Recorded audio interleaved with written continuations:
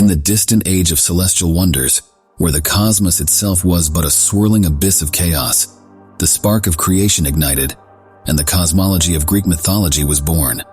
At first, the primordial gods emerged, each taking their place in the intricate tapestry of the existence, and giving rises to countless gods, their powers all interwoven to shape the universe. At the heart of this cosmic drama stood Gaia, the earth, and Uranus, the sky.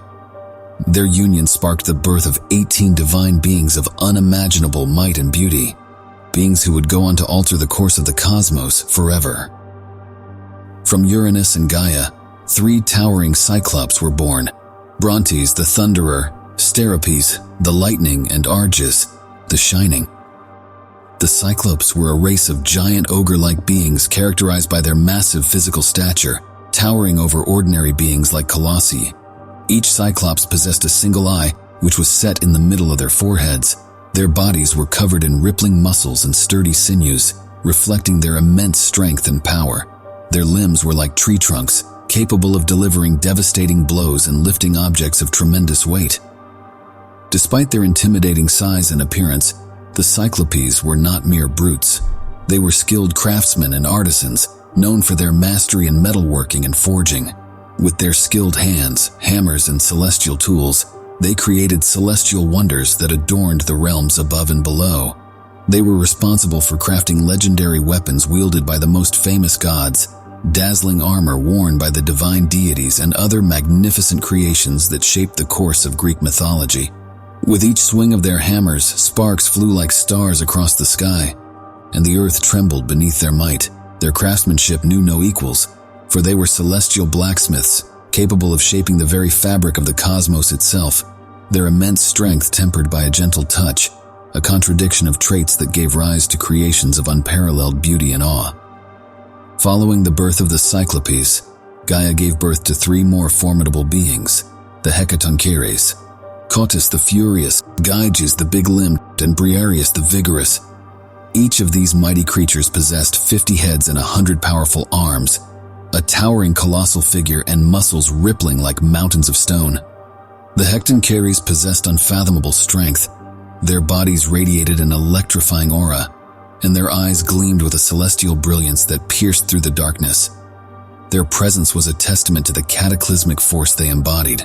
They were masters of earthquakes and upheavals, and with their formidable might, they could reshape the very crust of the earth and shake the very foundations of the cosmos. Air crackled with energy around them, and the tempest was embodied within them. They commanded the fury of storms, unleashing thunder, lightning, and massive sea waves upon their enemies. Then came the Titans, the ones that would go on to change the course of the cosmos. Gaia gave birth to the illustrious 12 Titans, 6 sons and 6 daughters. The Titans stood proud, their regal presence commanding both fear and reverence. Each one possessed an ethereal aura that seemed to shimmer with the brilliance of the stars. Their forms exuded an aura of immortal grandeur, and their eyes held the wisdom of ages past and the secrets of ages to come. Oceanus, the Titan of the ocean. Oceanus stood proud, his presence commanding the reverence of all in the celestial court. His form shimmered with an iridescent glow, reflecting the ever-changing hues of the sea. His eyes, deep and mysterious like the ocean's depths, held the wisdom of ages past and the secrets of the tides. Oceanus was the eternal ruler of the world's vast oceans and the cosmic rivers that flowed through the celestial realms. His domain knew no bounds, for his waters reached every corner of the earth and beyond, intertwining with the very fabric of the cosmos. As he ruled over the watery realms, his serene aura captivated all who beheld him like the tranquil waters of a calm sea. He was the gentle provider of life and sustenance, for it was from his depths that the celestial bodies drew their power. Coeus, the Titan of intellect. Coeus stood grand, his form exuding an aura of celestial splendor. His eyes, as deep and piercing as the starry night sky, held a profound wisdom that seemed to unravel the very mysteries of the universe. His countenance bore the mark of cosmic contemplation, as if he were perpetually immersed in the secrets of the cosmos. Coeus was the embodiment of intellect and cosmic intelligence, possessing an intellect that surpassed even that of the most erudite scholars. He unraveled the enigmas of the stars, discerned the intricate patterns of destiny, and delved into the cosmic depths to comprehend the very fabric of existence. Coeus possessed the rare gift of foresight and divination. He guided the divine deities through the labyrinthine pathways of fate, illuminating their celestial journey with his profound understanding. Crius, the Titan of constancy. Crius stood imposing, his form a vision of regal splendor. His gaze, unwavering and determined, seemed to penetrate the very fabric of existence, as if he could see the threads of destiny woven throughout the cosmos. His countenance bore the mark of unshakable resolve, a testament to his unwavering commitment to cosmic order. Crius possessed a sense of awe at his unwavering determination, as if his very presence held the cosmic balance in place.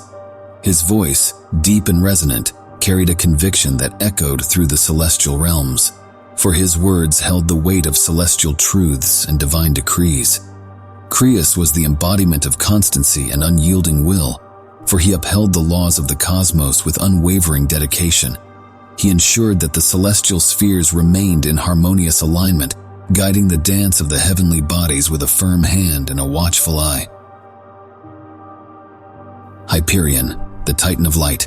Hyperion stood majestic, his form emitting a celestial radiance that illuminated the heavens. His eyes, radiant and luminous, seemed to reflect the very light of the stars, holding a profound knowledge of the cosmic mysteries. His countenance bore the mark of celestial warmth, as if he were the very embodiment of the golden rays of the sun. Hyperion projected a sense of wonder and awe at his celestial brilliance, as if he were a living star shining brightly in the celestial firmament. His voice, melodic and resonant, carried a celestial melody that seemed to harmonize with the very heavens, for his words held the power of cosmic truths and celestial wisdom. Hyperion was the embodiment of light and radiant splendor, for he illuminated the cosmos with his celestial brilliance. His presence brought life and vitality to all that basked in his radiance, and his luminous aura enraptured the celestial beings in the court. Iapetus, the Titan of mortality.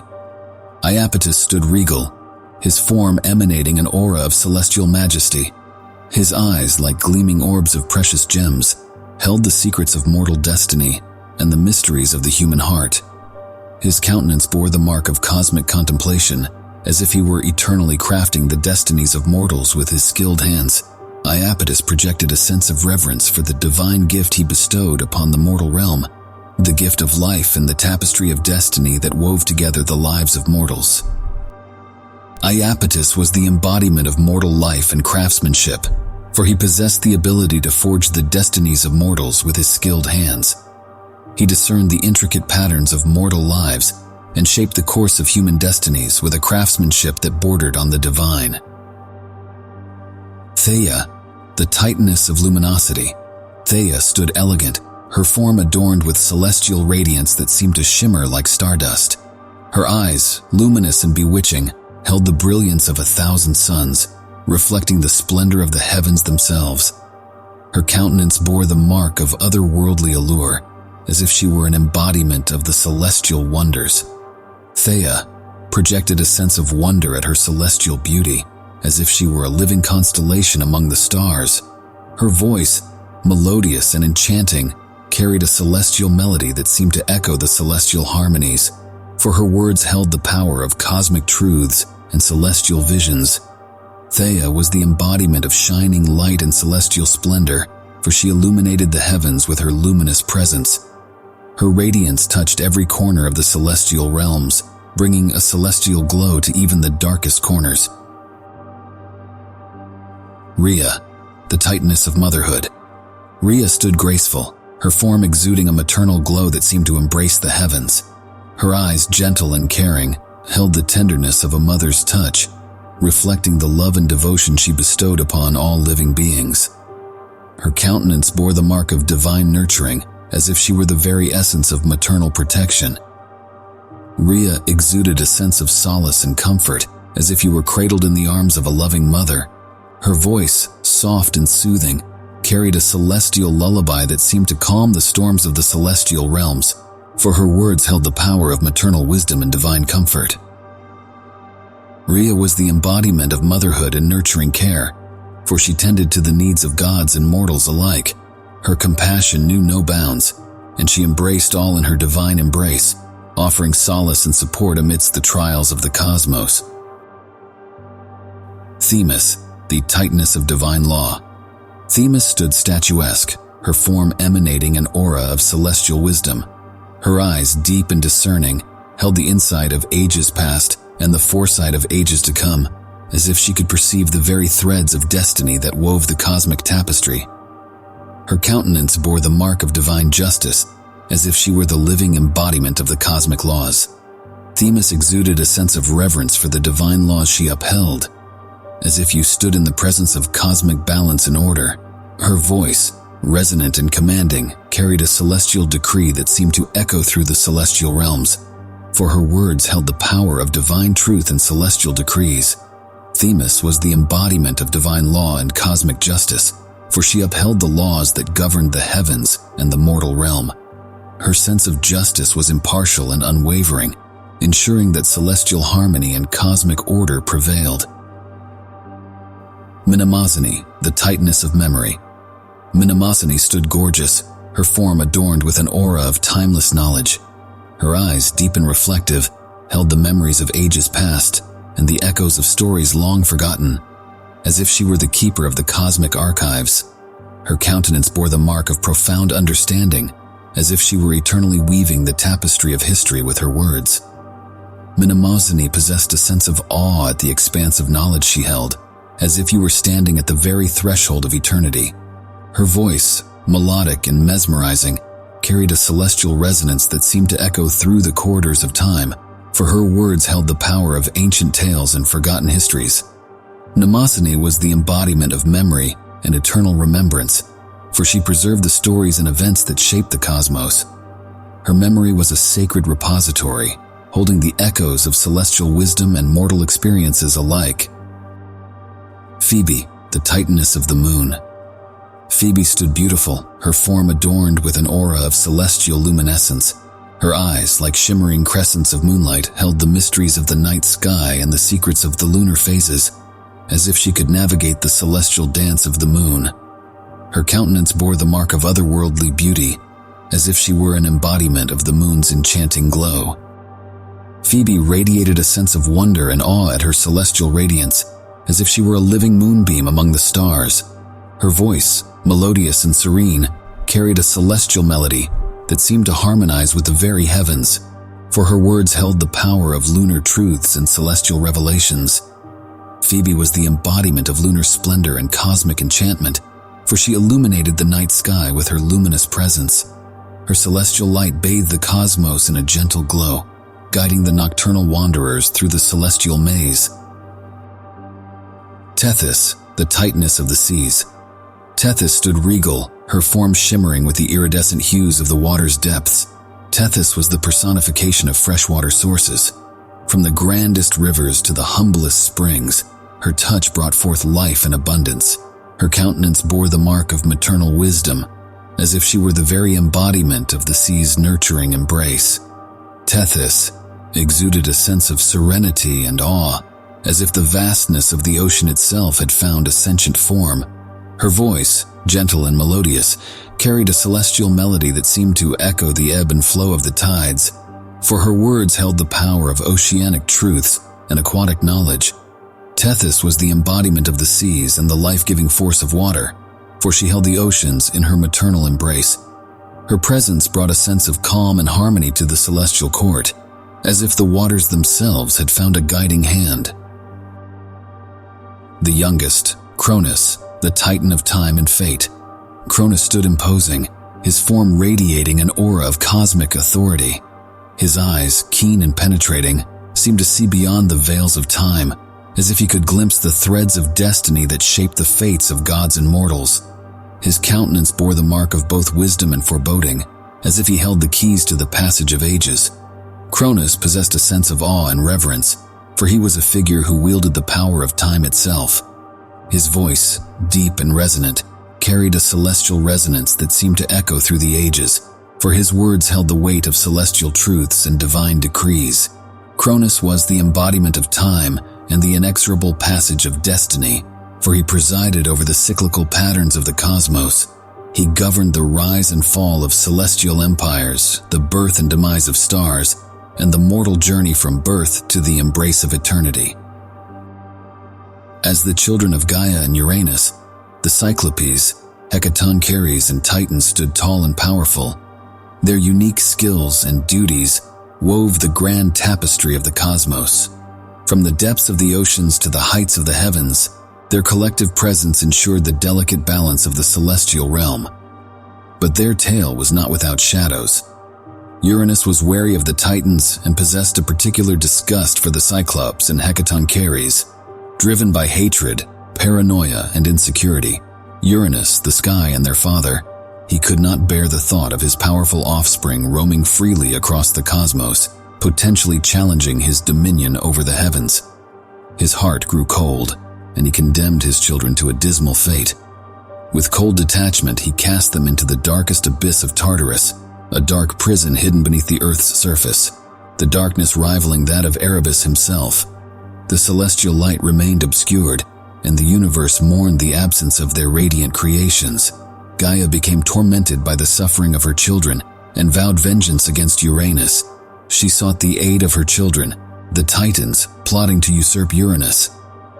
Gathering the Titans, she explained her plan, but they were all hesitant to agree. All except for one. Cronus, the wildest and most terrible of the Titans, he bore hatred towards his father Uranus and agreed with his mother's plan. Gaia forged a mighty sickle from the hardest substance known to exist, the adamantine, and entrusted it to Cronus, who embraced his mother's cause with unwavering determination. Upon doing so, Cronus's brothers, Hyperion, Crius, Coeus, and Iapetus, agreed to assist him in ambushing their father. Under the cover of night, the brothers lay in wait, concealed within Gaia's depths. As Uranus descended to lay with Gaia, Hyperion, Crius, Coeus, and Iapetus emerged, posted at the four corners of Gaia, holding down Uranus, immobilizing him. Cronus seized the opportunity and struck with all his might, castrating his father and severing his divine power. Uranus recoiled in pain and shock, bleeding, his severed parts falling into the sea and causing a swirling foam to rise. From his blood, Gaia produced the Erinyes, the giants, and the Meliae. From the sea foam emerged a radiant and enchanting figure, the goddess Aphrodite, the embodiment of desire and beauty. She became the goddess of love, her allure captivating the hearts of gods and mortals alike. With Uranus overthrown, Cronus freed his siblings from the depths of Tartarus, except for the Cyclopes and Hecatoncheires. He, just like Uranus, feared the power of his monstrous brothers and kept them locked away as he ascended to the throne of the cosmos. He was accompanied by his sister Rhea, whom he took as his queen. From their seat on Mount Olympus, a majestic peak connecting the heavens and the earth, they ruled over the world, ushering in a time of divine harmony known as the Golden Age. Under their benevolent reign, the earth flourished and enjoyed an era of peace and prosperity. Among the remaining Titans, many more unions were formed, and from them, an extraordinary number of Titans and gods were born. Atlas, Prometheus, the Oceanids, Metis, Helios, and Calliope were among some of the most well-known. However, just like his father before him, Cronus's fear was not reserved only for the Cyclopes and Hecatoncheires. Cronus was also wary of his children, fearing that he would also one day be overthrown, and with that, Cronus took action. As Rhea gave birth to 6 children, one by one Cronus would devour them whole, eliminating the threat and securing his place amongst the cosmos.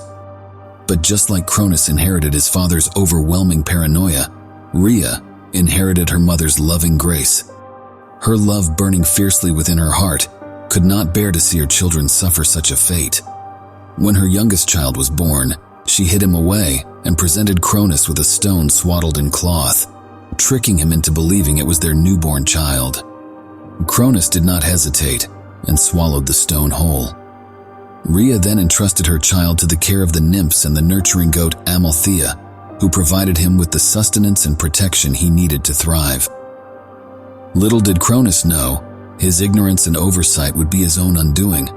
This paved the way for the next generation of gods to rise, for the child he unknowingly let slip away would one day return and challenge him for his place in the cosmos. That child was the one and only Zeus.